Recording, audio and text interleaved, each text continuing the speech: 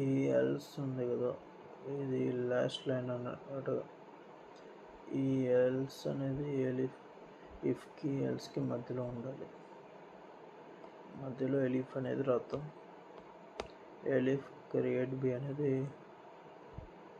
ఎన్ని మార్క్స్ వస్తే grade B అనుకున్నాం. 18 marks. Elif marks greater than equal to 30.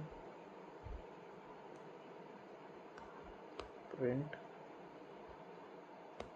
Grade B. ఇప్పుడు మనం గ్రేడ్ సికి ఇన్వెంట్ చేద్దాం.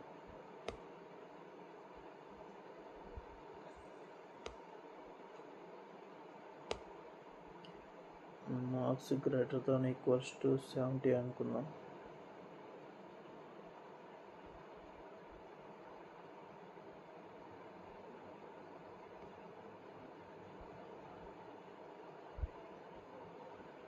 that is marks greater than equal to 70. Print grade C. Double కోట్స్లో పెట్టడం మర్చిపోవద్దు. Print grade C. అండ్ అంతే. ఇలా మీరు grade B, grade C, grade D అనేది రాసుకున్నారు. ఫర్ సపోజ్ మనం లైక్ 17 కన్నా తక్కువ వస్తే ఫెయిల్ అనుకుందాం. లాస్ట్లో కండిషన్ ఎల్స్ అనేది పెట్టుకుంటారు.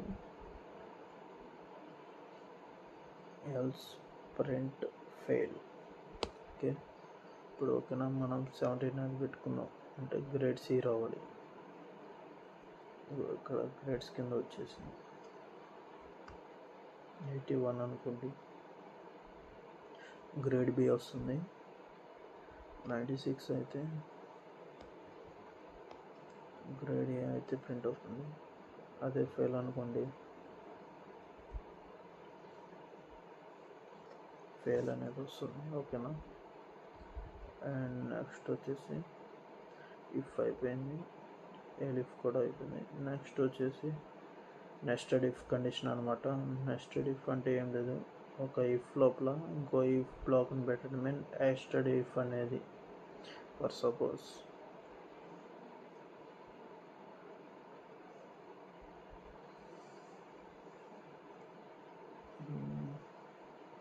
ఇఫ్ అని చెప్పి if true print hello world అనేది రాద్దాం. అండ్ చేయండి. ఇది నార్మల్ ఇఫ్. అంటే నెస్టెడ్ ఇఫ్ అనేది ఈ ఇఫ్ లోపల స్పేసెస్ నుంచి ఇంకో కండిషన్ రాస్తే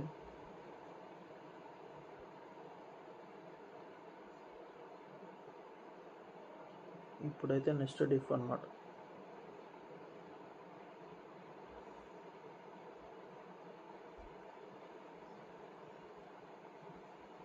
ఓకేనా.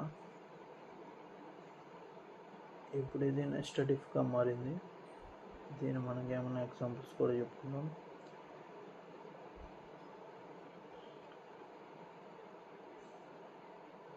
ఏజ్ ఈక్వల్స్ టు, మనకి వాటికి ఇంకో కండిషన్ కూడా కావాలి. అందుకే నెస్టెడ్ ఇఫ్ అనేది సాటిస్ఫై చేయాలి. సెకండ్ కండిషన్ కూడా సాటిస్ఫై చేయాలి.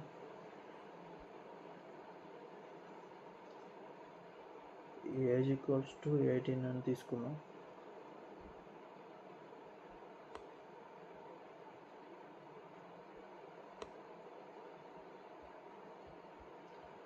For suppose country is equal to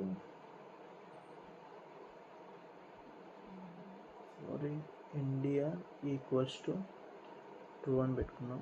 దీని మీనింగ్ ఏంటి, తను ఇండియన్ అంటే ట్రూ లేదంటే ఫాల్స్. ఇండియానే అనుకుందాం. ఇప్పుడు మీరు if age greater than or equals to ఇంకోటి ఇఫ్ ఇండియన్, ఇక్కడ Indian greater than equal to అనేది ఉంది కదా, అక్కడ రాసాం. సో మనకి కండిషన్ స్టేట్మెంట్ అనమాట. సో ఇక్కడ క్యాపిటల్ ఆర్ ఇచ్చాను, స్మాల్ ఇవ్వాలి.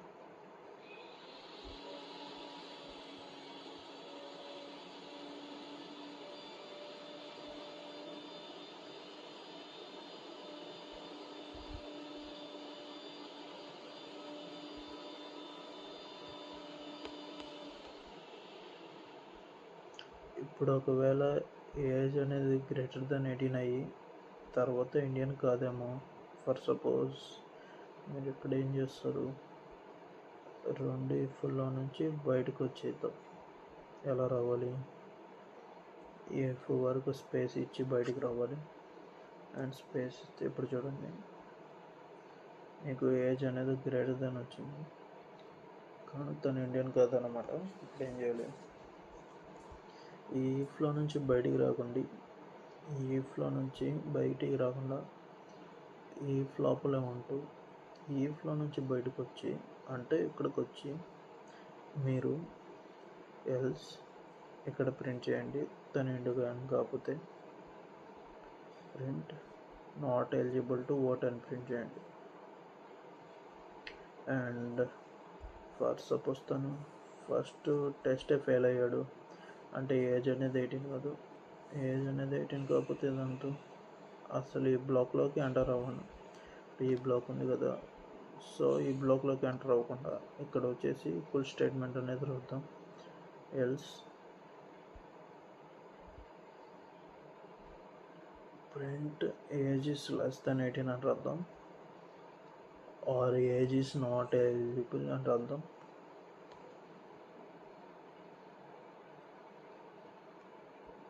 Age is not valid. ఇప్పుడు ఏజ్ అనేది 18 అనేది ఉంది. ఇప్పుడు తను ఇండియన్ ట్రూ కావాలి. Okay, eligible to award. For suppose age అనేది 18 ఉంది, తను ఇండియన్ కాదు. ఇక్కడ ఫాల్స్ వేసుకున్నాం. Okay, not eligible to vote. ఇక్కడ ఏ నాట్ వీడ్ అని రాసేది.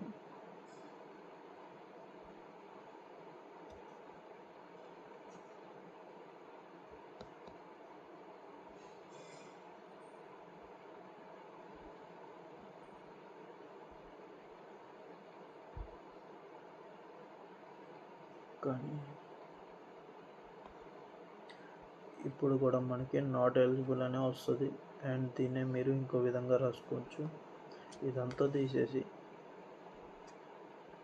జస్ట్ ప్రీవియస్ వీడియోలో చెప్పుకున్నాం, 2 కండిషన్స్ని సాటిస్ఫై అయితేనే మనకి ఏం ప్రింట్ చేస్తుంది, ఎండ్ అనే అంటారు. మీరు నెక్స్ట్ ఏడెఫ్ రాసుకోండి ఏం చేస్తారు, and then India is equal to,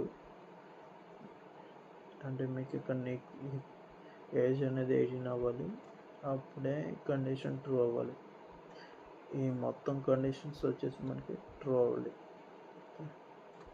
ఈ 2 కండిషన్లు మనకి ట్రూ అవుతే ఇంకో కండిషన్ అనేది ట్రూ అవుతుంది. ఇప్పుడు ప్రింట్ ఎలిజిబుల్ అనేది రాద్దాం. ఇక్కడ వచ్చేసి మీరు ఈజీగా డైరెక్ట్గా రాయొచ్చు ఎలిజిబుల్ అని. ప్రింట్ నాట్ ఎలిజిబుల్ అని. దీని మీనింగ్ ఏమని, ఈ రెండిట్లో ఒకటి సాటిస్ఫై అయినా కానీ నాట్ ఎలిజిబుల్ అని రాయొచ్చు. చూసారు కదా, నాట్ ఎలిజిబుల్. ఏజ్ 18 పెట్టుకున్నాం, అంతా ఇండియన్ కాబట్టి not eligible. So if and else గురించి నెక్స్ట్ వీడియోలో మ్యాచ్ స్టేట్మెంట్స్ గురించి మాట్లాడుకుందాం.